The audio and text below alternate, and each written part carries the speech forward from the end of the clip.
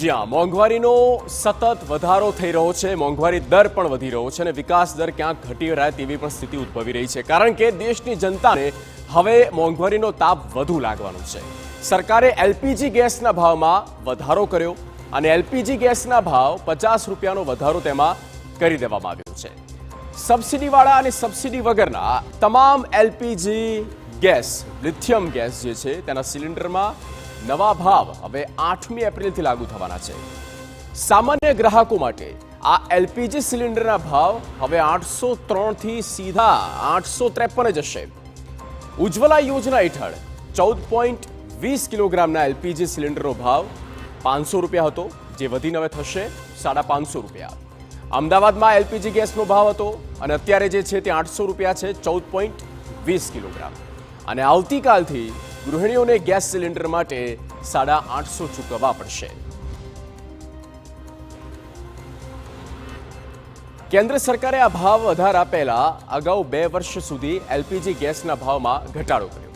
ગત વર્ષે 9 માર્ચ 2024ના રોજ ગેસ સિલિન્ડરના ભાવમાં 100 રૂપિયાનો ઘટાડો નોંધાયો હતો।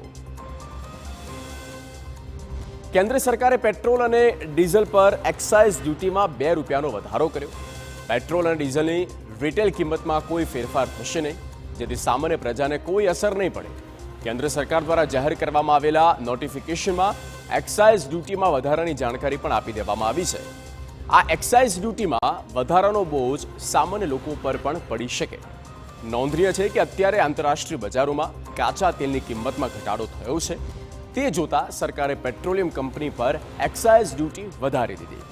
આંતરરાષ્ટ્રીય બજારમાં કાચા તેલની કિંમત એક બેરલ પર $63.34 છે। પેટ્રોલિયમ કંપનીઓને કાચું તેલ સસ્તામાં પડે છે, જ્યારે ભારતમાં પેટ્રોલ અને ડીઝલની કિંમતમાં કોઈ ઘટાડો થયો નથી। એવામાં કંપનીઓને થતો મબલખ લાભ જોતા સરકારે એક્સાઇઝ ડ્યુટીમાં વધારો કર્યો, જેથી સરકારની આવકમાં પણ હવે વધારો થઈ શકે।